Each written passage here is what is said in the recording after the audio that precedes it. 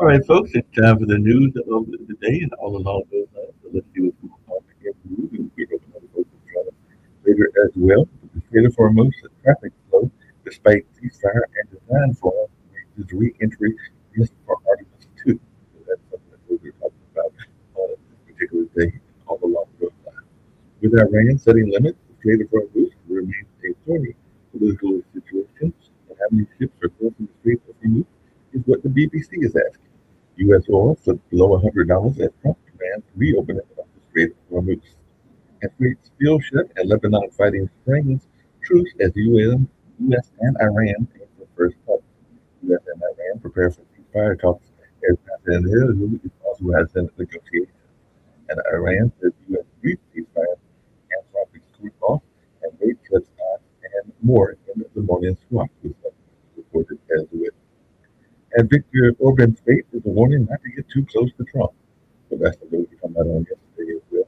And what's behind Peter Buttigieg's ascent from the government insider to Orban's top challenger. Trump's favorite European strongman is in trouble, and definitely that's something that's going on in the news as well. Lebanon, a nation uprooted by war. In Lebanon shelters, not everyone is welcome. That they're owned by Israeli bombing displaced Lebanese face uncertainty and sectarian tension. To 1.2 forced to flee as Israel pummels Lebanon. Smoke and mirrors, Trump's deal with Iran is already falling apart. So definitely that's something that we're still talking about. So even France 24 did Trump abandon us? Ceasefire sparks anger, fear, and division among Iranians. So smoke and mirrors is what folks are talking about in that case. And Trump finds himself with a fragile Iran ceasefire after the scramble to make a deal. And Kawafi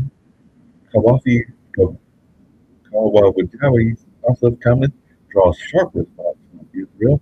So Pakistan's Kawafi Asad called Israel evil, then deletes post after Netanyahu's warning. So definitely nothing that people are talking about. The Pakistan's defense minister called Israel cancerous ahead of the U.S. Iran talks in Islamabad. That is definitely something that folks are talking about as well. So lots going on in the world. Pakistani Defense Minister Delete was exposed and in that way. And Myanmar's coup leader Bin Aung Hlaing joined in as president. The new president, he challenges ahead, and Aishan Zatate. Military officers fled to the military ahead of Bin Aung Hlaing's presidency. That's something that folks are talking about as well. And AP reported described intense Israeli attack that stunned Beirut. Vance departs for talks in Pakistan as Israel bombs Lebanon. Lebanon state media says Israeli strikes the south to eight state security personnel. A lot going on in the world. And Keir Starmer says, I'm fed up with Trump and Putin affecting UK energy costs. Starmer implies he can tell Trump he was fed up about his impact on rising UK energy bills, but there is definitely some tension there. UK Starmer says Iran's conflict shows Britain must take a new path. And Argentina just moved up its pioneering glacier law. So folks are asking what this means as well. As Argentina passes reform, they ease mining activities in the glacier region. And immigration board denies Mahmoud Khalid's appeal. So Mahmoud Khalid asked Emil Bo to recuse himself from immigration case. So high-profile Trump target Mahmoud Khalid is seeking recusal of Trump enforcer Emil Bo. And the ICC, their list of particular penguin to the endangered list. We're going to bring up Rick Rogers, see what he's got on his mind and everything along those lines, and see what other folks might be doing as well. What's going on in the world? Melania Trump, as I said yesterday, blasted last week with Jeffrey Epstein. And with mail voting began, worries spread over Trump's attacks. The Trump illegal attacks on mail ballot as Republicans against Americans.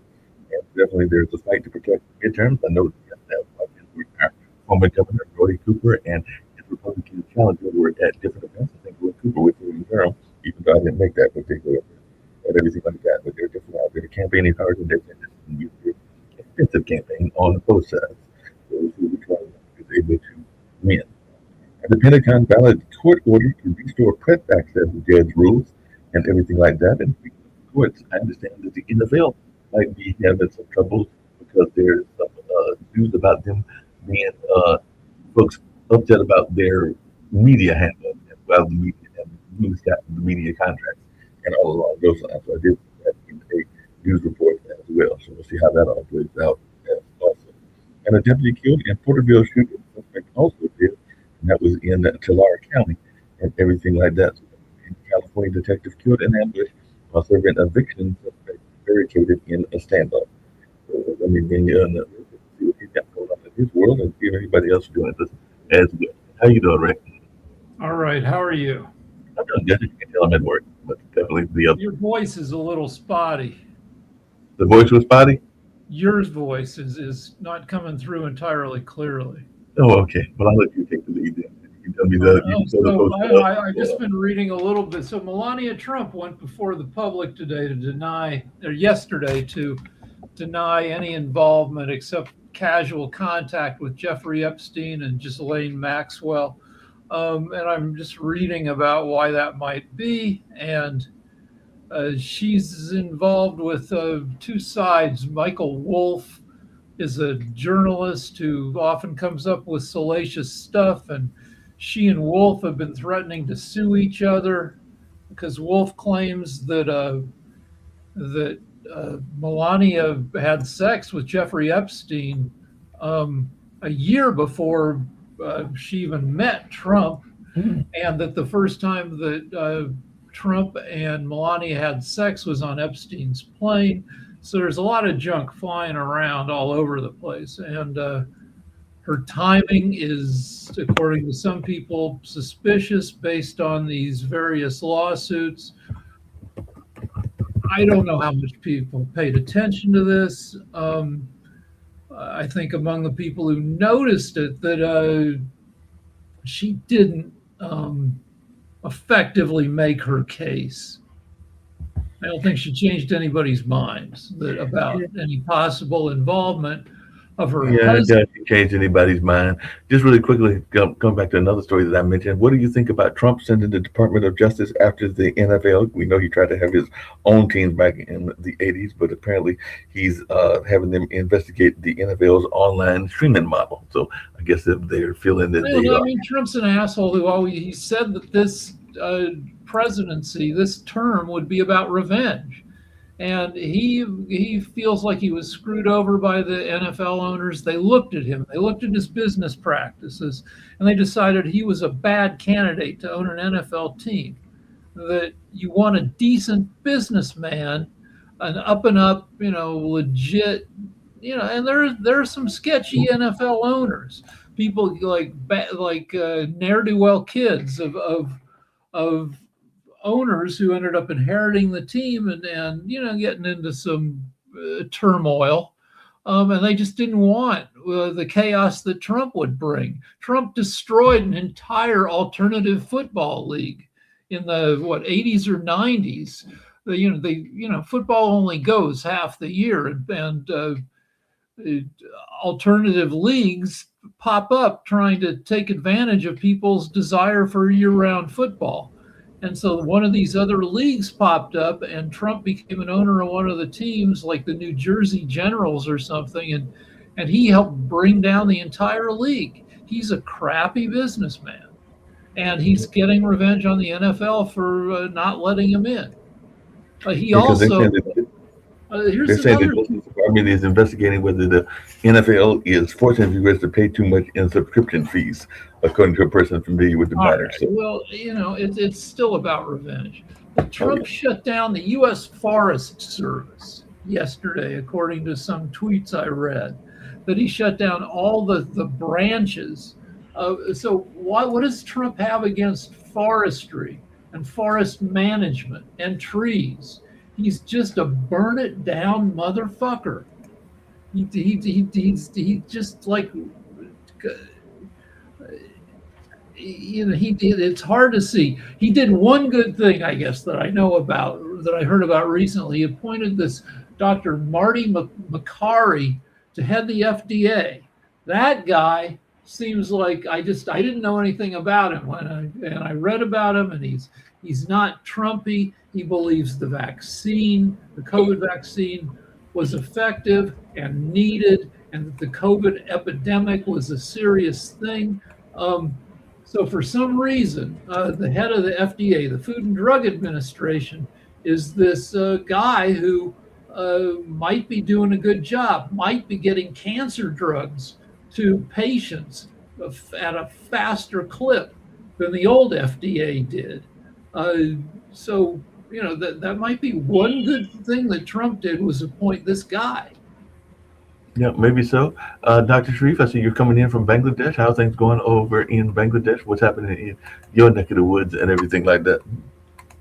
Uh, Thank you. This is very good questions. Like in terms of economics, you know that uh, in Middle East, it had its wire and all of the things. So, and we have a very strong engagement for our energy and for our labor market with Middle East.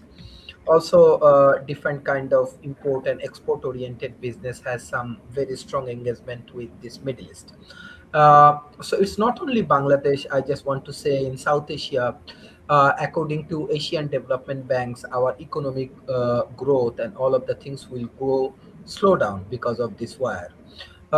Even though if you see these business relations and tariff and all of the things with USA, secondly with this immigration procedure, and third this war, it's heavily affected country like Bangladesh, country like Pakistan's, Afghanistan's, Nepal, Sri Lanka, and so on.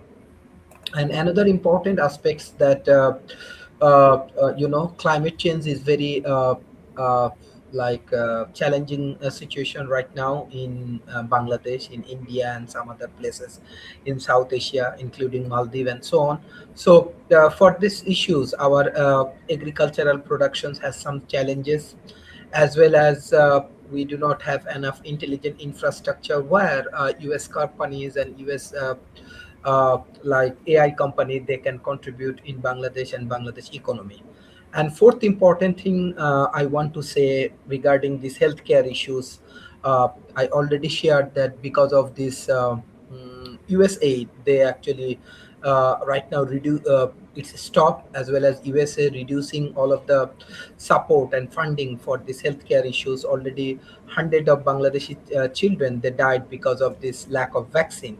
So this is also another challenging issue. This time is very challenging because of war, because of tariff, because of issues and other things. Definitely, US is one of the leaders for this global economy. Bangladesh also a very good ally for USA. Through this relationship, maybe we can create a positive environment, both in economic, socials, politicals, and so on for Bangladesh. But this is very challenging moment and challenging year for Bangladesh and emerging economy also. Yeah. Speaking of challenging and everything like that, what is Bangladesh thinking about this kind of like opportunity to have reconciliation between Taiwan and China? Because definitely it looks like the opposition leader in Taiwan is calling for reconciliation after meeting G and everything like that. So is this going to be a unified China coming up and everything like that? And how's that going to impact Bangladesh and India and other places? Yeah, basically for this political diplomacies and so on, Bangladesh is a very strong ally for India and USA. That's for sure. And secondly, if you discuss about this Belt and Road Initiative, China has very strong influence in South Asia, including like Malaysia, Bangladesh, Pakistan's, and India, and so on, with their Belt and Road Initiative. Definitely, it will be very good political diplomacy. But what I understand from Bangladesh politics and so on, Bangladesh is a strong ally for USA. So Bangladesh gonna support uh, US political diplomacy in terms of Taiwan and China. So that will be another interesting things for Bangladesh. Yeah. Yeah, that makes sense. We should talk about what Belt and Road is, because every time I heard it, I didn't know what it meant for years, and then I looked it up.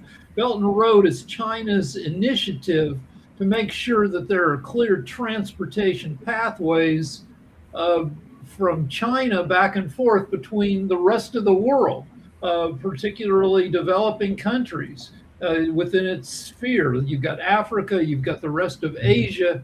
The belt is sea lanes, maritime traffic, and the road is roads, building. And this also means improving transportation within other countries. It's part of China becoming the world's friend in order to increase trade with the rest of the world. Did I get this mostly right, Dr. Sharif? Yeah, but I just want to add, like, according to Adam Smith, if you see the global economy, if you see this Bongo means where I am right now, Bangladesh, and this East and West Bengal, I said 300 million people.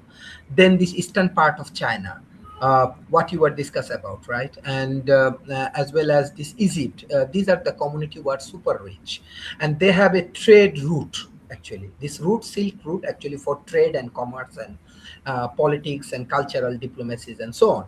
And after that, this business growth, this economical growth and everything moved to Europe after these European revolutions and French revolutions and so on. And after that, it moved to North America. So the second Silk Route, what you are discussing right now, it's happened because China and this Asia Pacific economics actually growing, and it's become more positive and powerful. And that time, China identified that they are producing a lot of their products and so on, and they need to connect the whole economy and ecosystem again. What I'm discussing about this Bongo, this like the South Asia, this Egypt, this Africa, and Asia Pacific and Europe, and they do focus on the Silk Route 2.0. But I have my books. It's all about Silk Route 3.0, according to my innovations and understanding right now. Even when this Iran and like USA war started, I said it will be difficult for USA because Iran has some sort of very strong cultures of their economies and so politics and so on.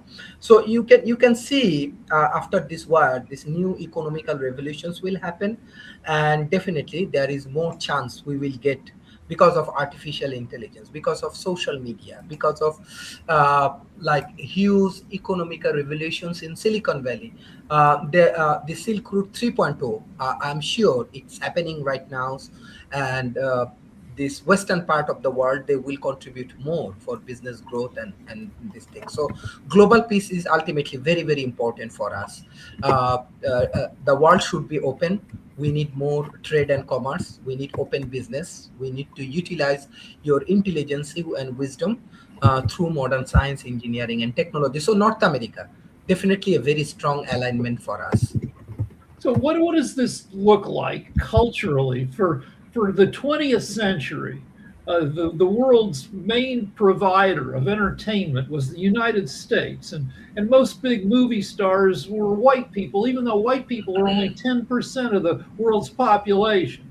Now, as China reaches out, like, Bollywood is a huge industry, but hasn't achieved internationally as much penetration as American movie. Are we going to see a shift of entertainment products, of cultural, when people think of living large, they used to think of living in America with sports cars and all that. But now China has all these huge manufacturing cities with a ton of rich people. Are we going to see that culture become predominant? Are we going to see like East Asian, like culture plus robotics plus AI? Is that going to lead to a whole new? Rick, are we already seeing that with K-pop? Because K-pop is definitely has some major You influence. make a good point. Yeah. So what else are Yeah. we going to see? Yeah, this is very interesting point. I believe that cultural innovations, cultural influence is very, very important. But this is my honest opinion. As long time I teach Chinese student, I engage with Indian communities, European communities, and North American communities as an academicians. So this is my honest opinion that how Hollywood, let's say you are from Hollywood, like maybe Mark has a strong relationship with this Hollywood. How Hollywood create impact in this Asia Pacific culture. Even the Chinese student, right? They really like Hollywood cultures. Secondly, if you see this open society, how this USA build up this open society, still Chinese communities, Chinese peoples, they have very strong interest about this open society and open community. That's why democracy is ultimately very powerful things, right? Even the political influence create a very positive impact. Even in Bangladesh, young people, around 2000 young people died because of they want to establish democracy, right? And right now Bangladesh has democracy. So this is my honest opinions. Maybe definitely with the economics USA get huge impact, but I do not know how they're creating positive impact with their military, but undoubtedly I want to give thanks and want to say thank you to all of the Hollywood stars and the peoples, how they're creating cultural revolutions through their movie, through their news, through their media, even social media. It has a huge impact, right? So still, USA is a major cultural influentials in Asia Pacific. But China is trying to develop their Belt and Road Initiative. They are providing, let's say, they are offering 10,000 students free language training in Bangladesh and vocational training in Bangladesh. But still, uh, because of Hollywood and so on, this Western cultures has a very big influence with the social media and so on in this Bangladesh and Asia Pacific market. A It kind of takes crazy thing that happened is Nepal is only a few miles from Bangladesh. They have a new yes, prime minister, 35 yeah, years old. This guy is a rapper. Mhm. He's yeah, also a structural engineer and was the mayor of Kathmandu. But you have a prime minister who's a freaking rapper. Is so yeah. yeah, we're seeing all sorts of cultural mixing. Yeah. Speaking of cultural mixing, Rick, just in that same realm and everything like that, yesterday or maybe it was early today was Mom Donnie's 100th day in the as mayor of New York, and some people are saying that like Gavin Newsom, he's a rock star and all along those lines. So I was just wondering your thoughts around Mom Donnie because there's them that he brings a unique star power to New York City governance. Not that they haven't Yeah, had other and so stars. we've learned over the past 12 years that it helps to have charismatic candidates. Right. Because for president, we haven't the last charismatic president we had, if you don't count the cult of Trump, was Obama. Obama was young, handsome, sophisticated. A lot of people could get behind him and like him. You know, Trump has always had majority disapproval. That right now 57% of Americans disapprove of Trump. You know, Obama didn't have great. You know, over time, the political polarization has led to the average approval of every subsequent president being lower. But still, Obama inspired more good feelings than Trump has, than Biden did. And yeah, you need. So Mamdani is young. He's good at talking to people. People like to see him. Gavin Newsom strikes some people as a little too slick, but still, if he manages to tamp down the slick, he could be a political force in 2028. Well, speaking of people that are slick, and I know that even Nick has said he's a fan of him and everything like that, but Wes Moore is still out there. Wes Moore, citing his military service, said that Trump's war in Iran is aimless, and he was on Face the Nation with Margaret Brennan last weekend and everything like that. So he's saying that ending foreign wars is the best thing that we could do to lower gas prices. So it sounds like Yeah, the Wes Baltimore mayor Moore is is also maybe another type of Obama type. Wes Moore is a charismatic guy. You see him on TV, and you're like you don't automatically go, ugh, I don't want to listen to this guy. There are plenty of people on TV where they come on, you know, these old ass senators and Congress people, and even if they're on your side, even if you're part of the same political party they are, you don't necessarily want to hear from them because they're old, they're kind of tarred with the failures of their rhetoric and their lost elections. And yeah, we need younger, better communicators to succeed politically. I assume it's the same way in Bangladesh, that you have different generations of political leadership coming in. Dr. Sharif? Yeah. What's your question? Sorry.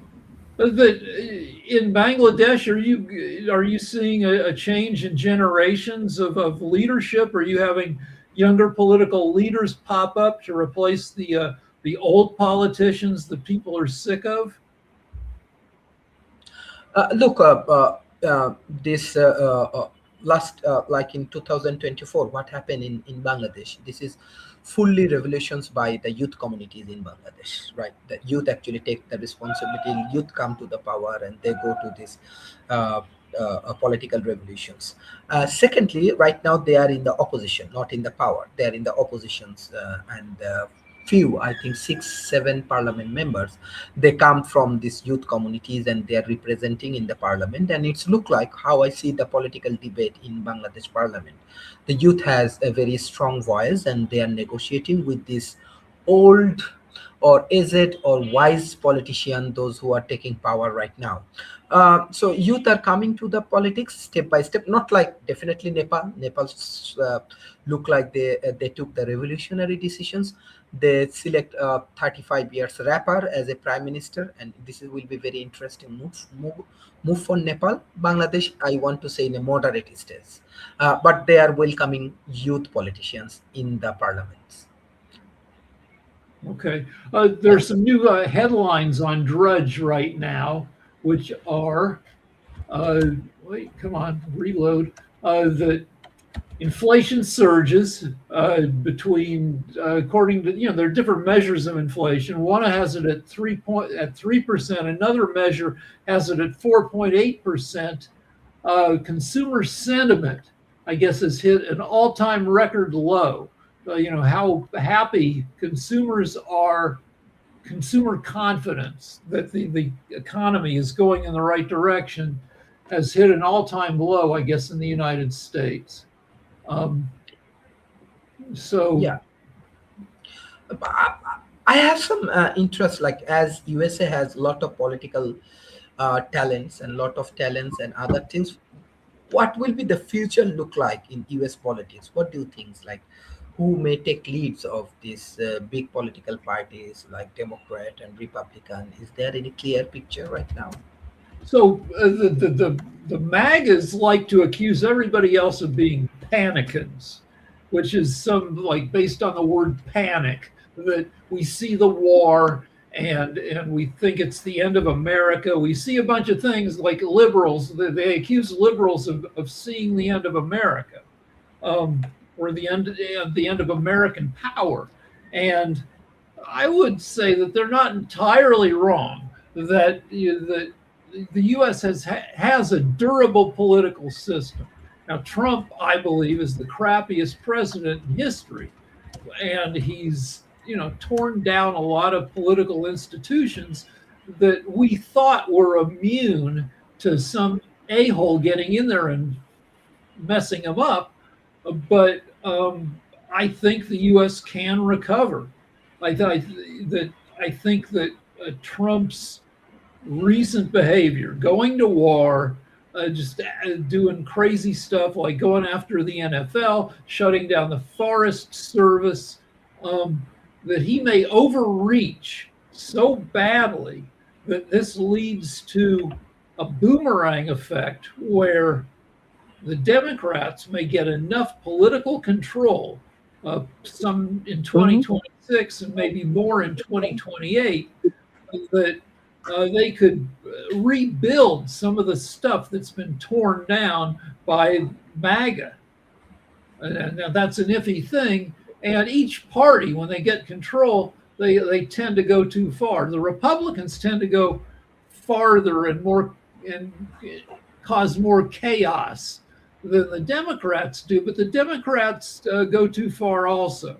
But you asked what the what the future might hold. Well, if you're optimistic in America, I think you think the MAGAs need to lose power because they've shown that they can't govern, that they and that we may get to rebuild some of the stuff that's been torn down, including America's image to both Americans and to the rest of the world.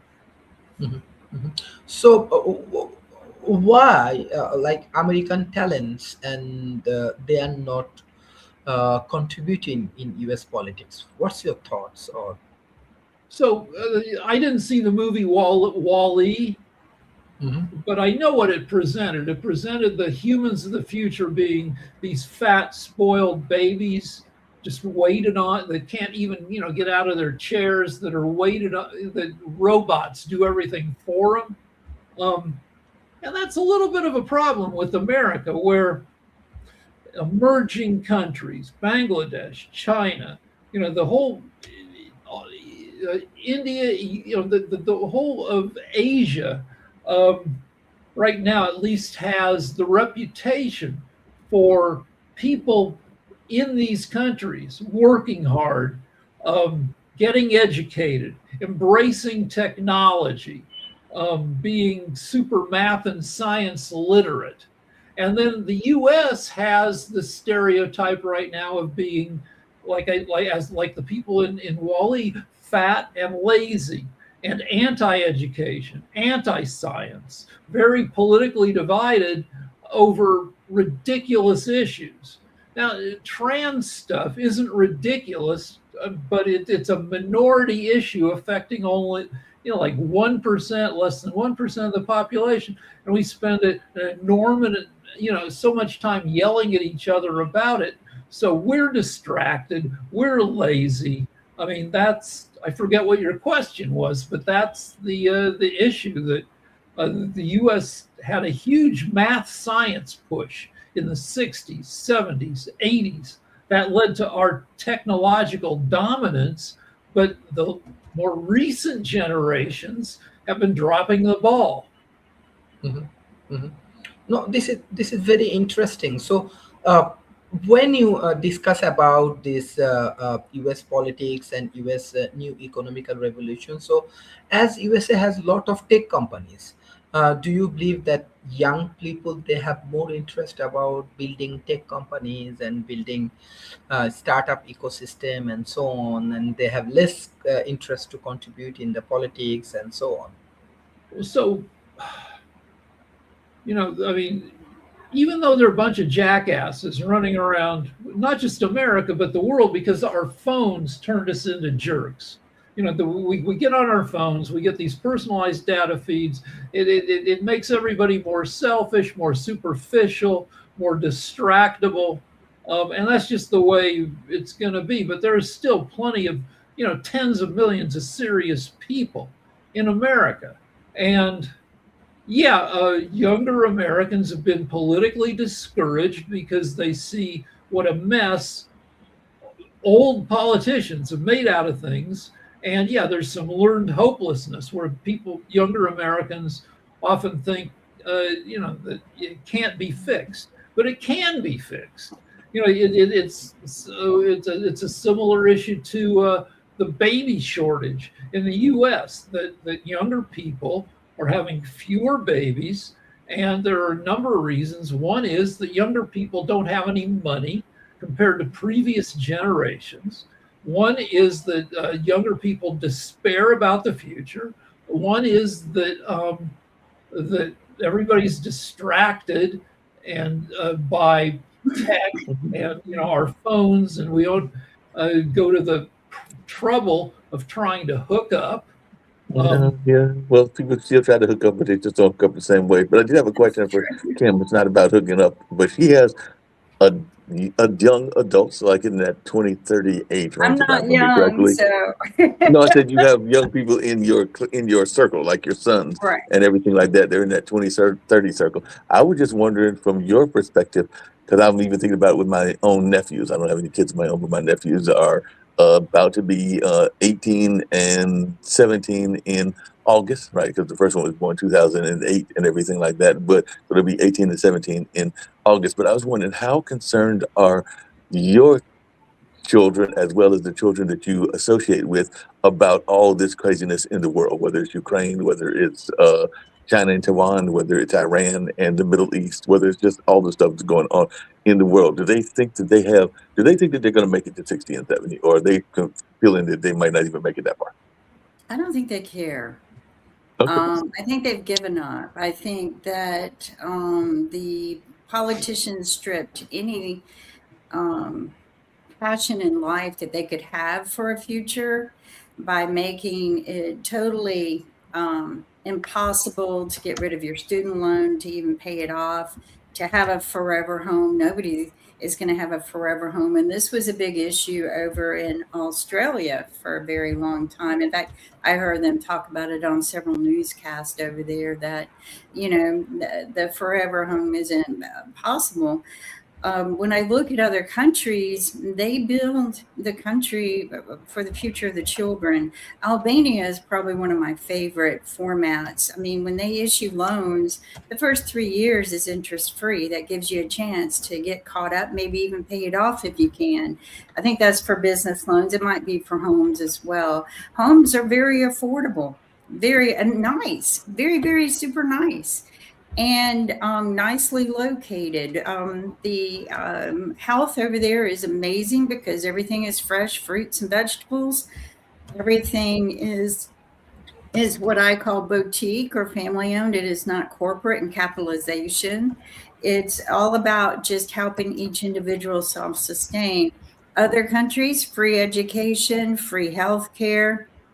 In America, healthcare, even just buying insurance, can put you under.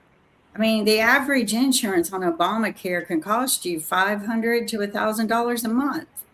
And if you get laid off from your job and you're not on group insurance of any kind, and you go on that COBRA, which should be affordable, COBRA can cost you up to $2,700 a month. I know, I had to go on it once.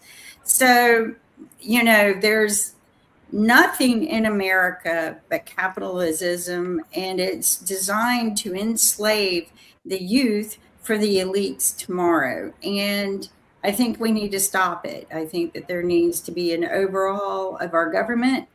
And I think we need to stop allowing big corporations to run our country. And one more thing that is very important to me, I think we need to cap the price of gas.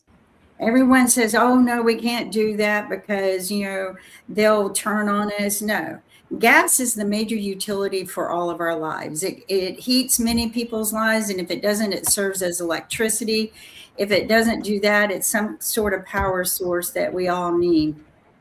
And we need to cap that price. I want to talk about one more thing with the baby shortage, where so we are, another contributing factor is we are surrounded by very powerful entertainment and an avalanche of porn.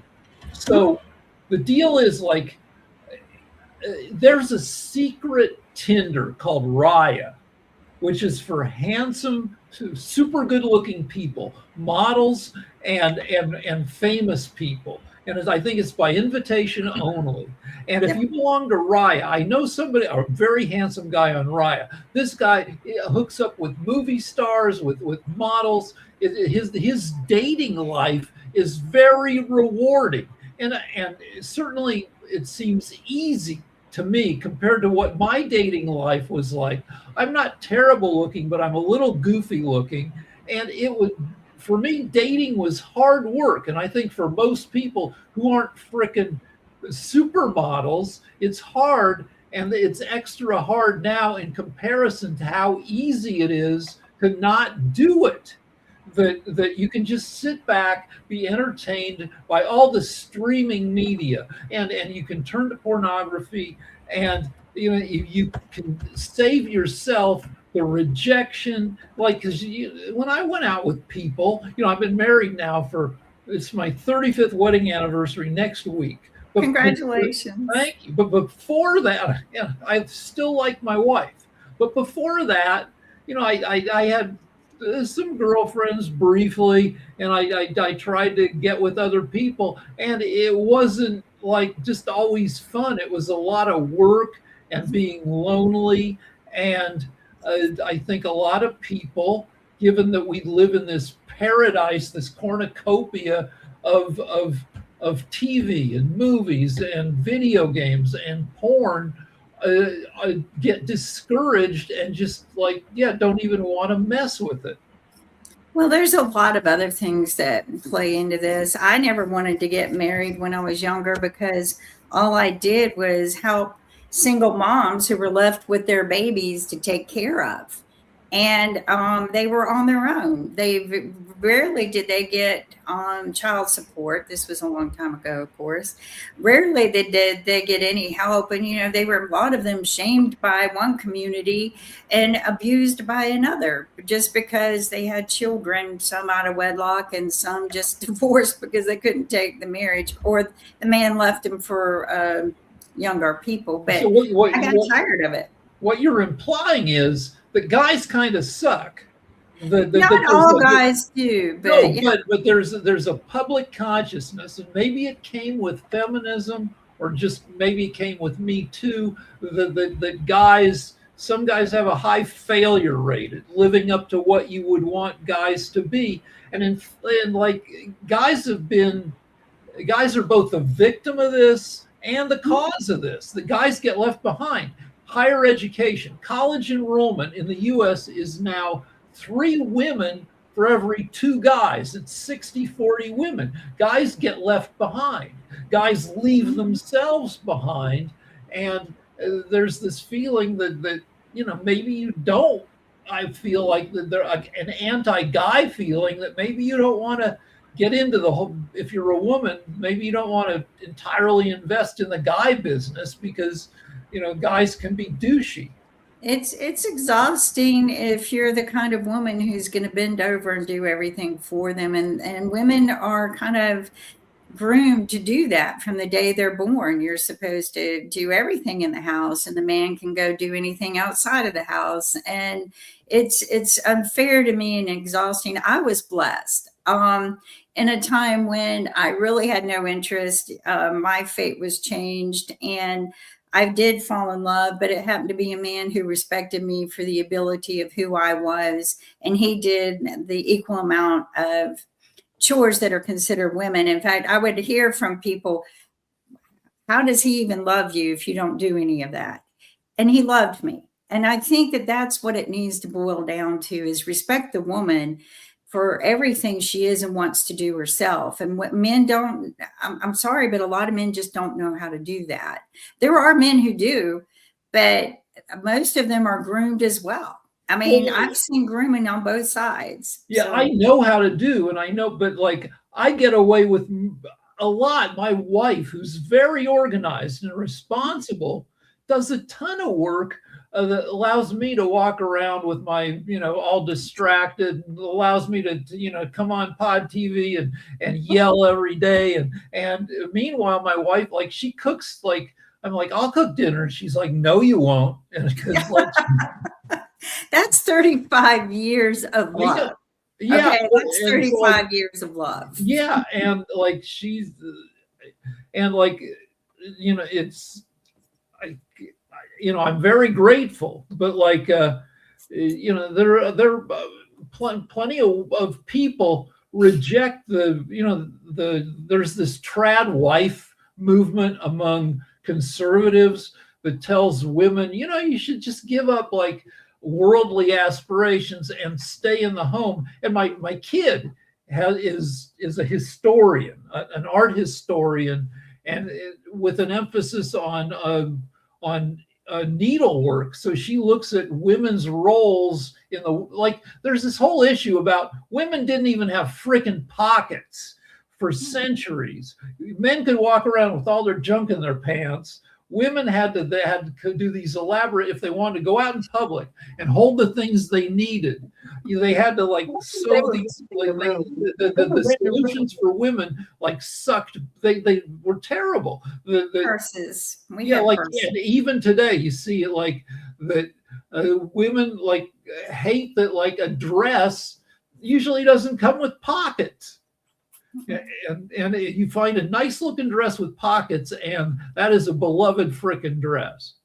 I will say this, Tommy Hilfiger of all people has learned to design dresses that flatter you and put pockets in them that doesn't unflatter you. And they're actually pretty sexy dresses that you can wear on set if you need to, because we have restrictions when we go on set of what we can and cannot wear. It can't look bulky, but I could slide my phone into the pockets. The way he designed them was pretty unique and fabulous. Other people have tried to copy him, but they cut corners and it looks pretty crappy. He also is very unique in that he designs these really cool looking jackets that have pockets for women that kind of go at an angle, but on the inside, because it hangs a certain way, because, you know, we have bulge from here to here. He sewed the pocket where it was open at the top and you can drop things from the inside and not look bulky. So Tommy Hilfiger has recreated outfits for women. I don't think he does all of them yet, but I wish he would. I would buy everything that he made like that, because I have several things like that now. But you're right. Over the course of all of these years, women were treated so differently, but I think that it's because of that women woke up and they don't want to be the 100% caretaker. I mean, a lot of the women that I helped, I would babysit for or help take care of in the neighborhood where I lived, which was low income. Most of them helped put their ex through college. Yeah, and then when their ex got a college degree, he said bye and left them with the it's babies. not an uncommon story where, the woman puts the guy through med school, and then the guy's supposed to support the woman, but instead, you know, the guy meets a nurse at work who's younger and hotter, and he's had Makes money. Well, a couple of things. It's not just You're right. guys. You're right. It's not he needs just someone younger and more viable, more energy. And so I used to be a stripper, and I can tell that you see this section. Like, so the deal is that, and I was not a great stripper, but in Colorado, nobody was. But the deal is that male strippers are not loved by women the way guys like female strippers, because women see this idiot dancing with his balls flapping around. They go, I have one of these at home. He's not that great. This is some idiot who probably doesn't have a good day job. I'm not interested. I've got my own. But a guy can walk into a strip joint and see a 19-year-old young woman dancing, and it's like the guy's like, yeah, I've got a decent job.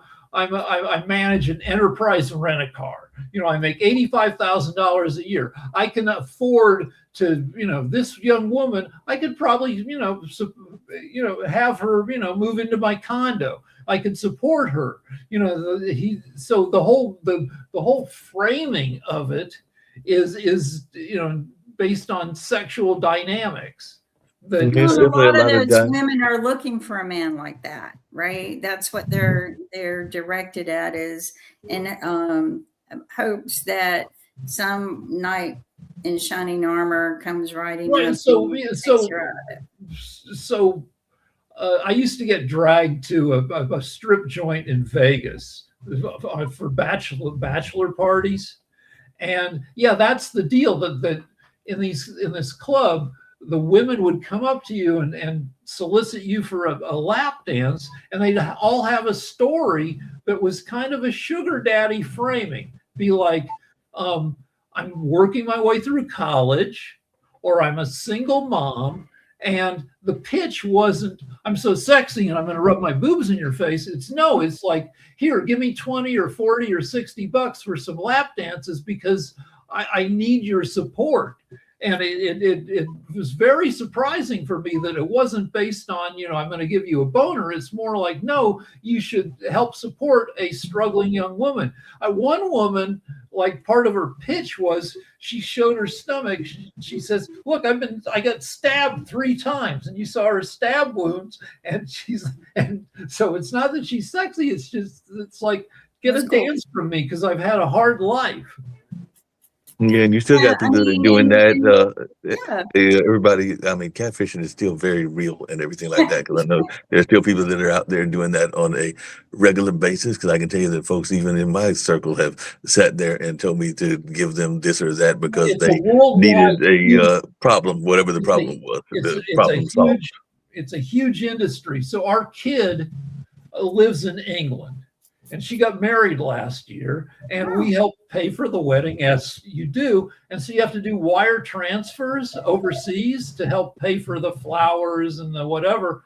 And when you do a wire transfer, part of the instructions from the bank that is doing the transfer, they ask you questions. So one of the questions is, you're not sending this money to somebody who claims to be in love with you, are you? Because that person isn't real. They are. So the whole Ukrainian wife, Russian girlfriends, that's I don't know how much it makes, but certainly hundreds of millions of dollars a year are scammed out of lonely Americans who are bad at getting girlfriends.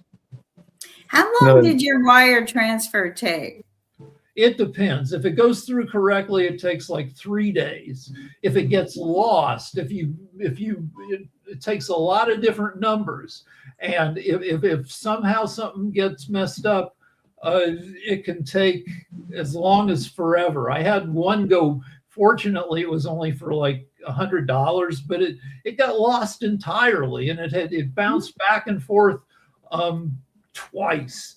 Like, and it took like a month and a half. So it's weird. It's stupid that in a world of electronics where everything can just happen electronically super fast, that this stuff takes so long at the same, and can go bad sometimes. At the same time, you get some protection, because if you're sending, I don't send millions of dollars by wire transfer, but if somebody does, a lot of this clunkiness is supposed to protect you from your money like disappearing entirely.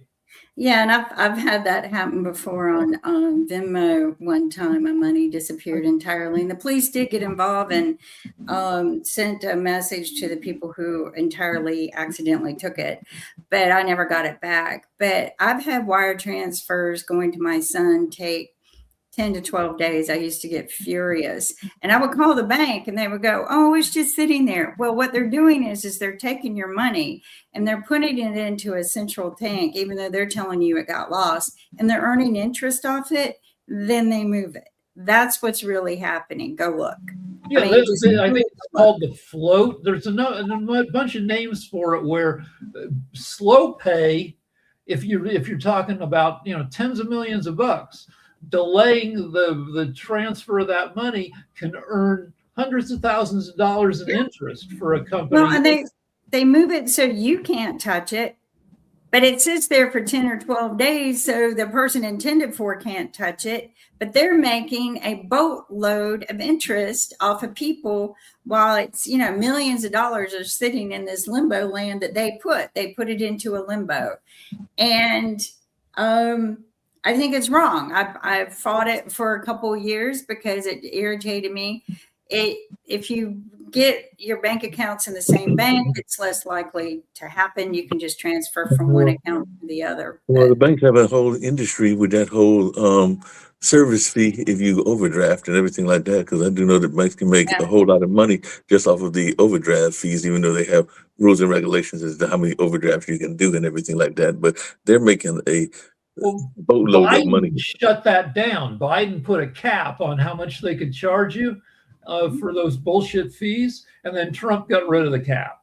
Yeah, Trump gets rid of anything that's consumer protected. In fact, he closes down the Consumer Protection Department every time he gets into office. And then we get a lot of phone calls, or not we, but the TARTA group gets a lot of phone calls because there's no one else to go to. But most of Trump's friends are being sued, and so he's got to close that down. So. What is TARTA? TARTA is the Timeshare Accountability Resource Group. They help people, provide them guidance who have been scammed by timeshares. or standby timeshare exit companies. They provide them guidance and access to resources and a library for do-it-yourself get out of the scam. We're just spoke with someone who not only got scammed by timeshares, but just paid a timeshare exit company $7,000. Now, the thing is, in North Carolina, good and bad, North Carolina made a law that timeshare agents don't have to be real estate certified anymore, and they should be. But they did make a law that timeshare, but it was in favor for timeshares, not again in favor for Trump too, because Trump is partnered with timeshares. But the second law that they just made said that exit companies can't charge you an upfront fee. And so in this case, the exit company charged an upfront fee. So, I'm just saying, just call the state attorney general and let them get you out. We don't offer legal advice. We guide people to the right, honest, legal ways to get out of things. So I have a topic out of left field here for Jatovi. So I collect mosaics because they're cheap and they're fun. And I just saw on Goodwill.com a mosaic. It has to be from the early 60s. And it's of an African tribes person. And it's a good looking mosaic. But is it possible that some art is racist when white people own it, as opposed when black, there are porcelain figurines from 100 years ago that are like bad racial caricatures, and it seems like that would be okay to be owned by black people. But if you saw that in a white person's house, you'd be like, what the hell's going on with this? Is that? And you're muted. Yeah, I mean, there are things that are like that, but owning like if you find the African tribe, the histories and everything like that, there's nothing wrong with owning that. I mean, or having that in your house or trying to pick that up. That's not a racist thing. I mean, as long as it's not like blackface or the character that you're talking about that has a little guy that's a figurine that's like matter of fact, there's one down the street here. But yeah, I mean, as long as it's not derogatory towards the community, then it's not considered. All right, yeah, a racist item. Okay, the figure has some dignity here. So yeah, maybe so. Yeah, I think you'd be all right. I got a question for Jatovi before we go, though. So I'm happy that you came on. Thank you, Mark. Rick, always nice to see you.